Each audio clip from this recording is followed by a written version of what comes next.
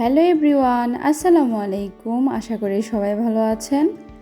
আজকে আপনাদের সাথে শেয়ার করব তিতামুক্ত করলা ভাজি। অনেকেই তিতার জন্য করলা ভাজি খেতে চান না, আমিও এক সময় খেতাম না। এখন আমি করলা ভাজি অনেক পছন্দ করি। আশা করি এই ভিডিওটা আপনাদের ভালো লাগবে। চলুন দেখা যাক তিতামুক্ত করলা ভাজির রেসিপি। করলা ভাজি করতে প্রথমেই লাগবে করলা, সেটা আমি পেড়ে নিচ্ছি আমার বাসার ছাদ বাগান থেকে। এখানে আমি করলা গাছ লাগিয়েছিলাম, এখন সুন্দর করলা ধরেছে, দেখতেই পাচ্ছেন। করলাটা আমি কেটে নিয়েছি।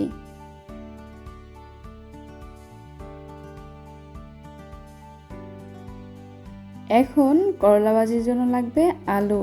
আমি সেটাও আমার ছাদ বাগান থেকেই নেব, তবে আমি এই আলু গাছটা লাগাইনি, এটা নিজে নিজেই হয়েছিল। দুইটা ফুল গাছের মাঝে কিভাবে হয়েছে আমি নিজেও জানি না, যদিও বেশ সুন্দর আলু হয়েছিল।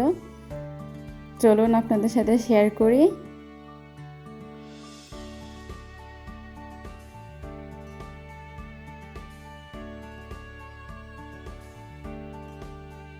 এই যে দেখুন কত সুন্দর আলু পাওয়া যাচ্ছে।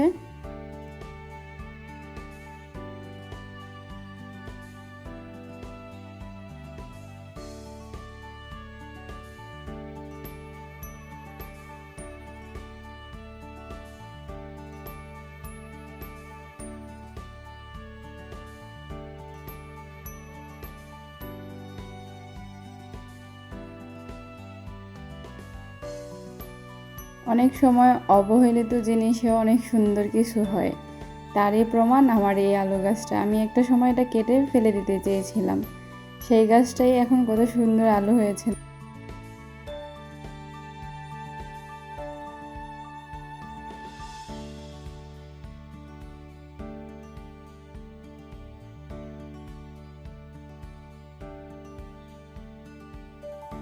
এই তো চলুন আজকে এই ফ্রেশ করলা আর ফ্রেশ আলু দিয়ে আপনাদের সাথে রেসিপিটা শেয়ার করব।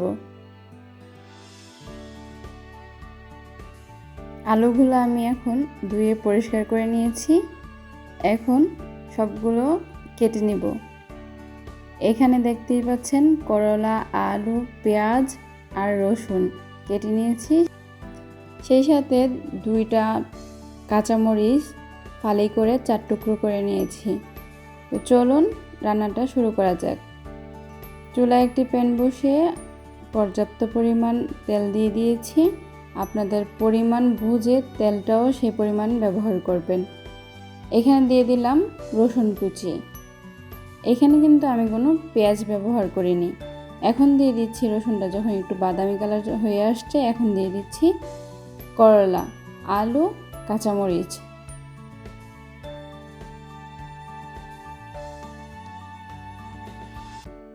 সবগুলো একসাথে একটু মিশিয়ে নেব।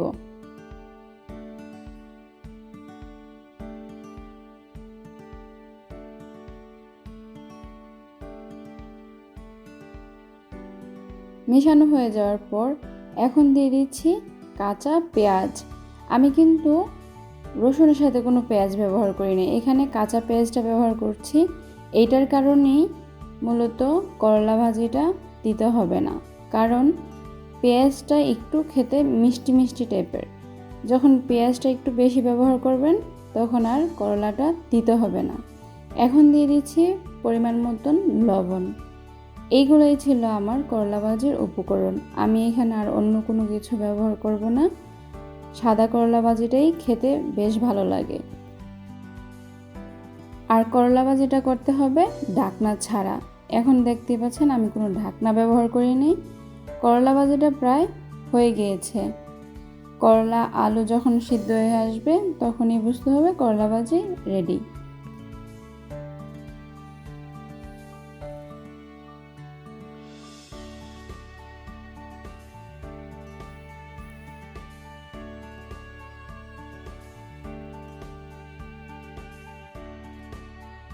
এখন চুলার আঁচটা আমি বন্ধ করে দেব। করলাটা সার্ভ করে আপনাদের সাথে শেয়ার করছি। দেখুন কত সুন্দর কালারটাও রয়ে গিয়েছে, সবুজ সবুজ, এবং খেতেও সুস্বাদু হয়েছিল। কোনো তিতে ছিল না, কারণ আমি কাঁচা পেঁয়াজ ব্যবহার করেছি। আপনারা এভাবে ট্রাই করে দেখতে পারেন, আশা করি নিরাশ হবেন না। আমার এই ভিডিওটা যদি আপনাদের উপকৃত হয়ে থাকেন, অবশ্যই আমার চ্যানেলটি লাইক, কমেন্ট, শেয়ার এবং সাবস্ক্রাইব করতে ভুলবেন না। দেখা হবে নতুন কোনো ভিডিও নিয়ে। সে পর্যন্ত সবাই ভালো থাকবেন। আল্লাহ হাফেজ।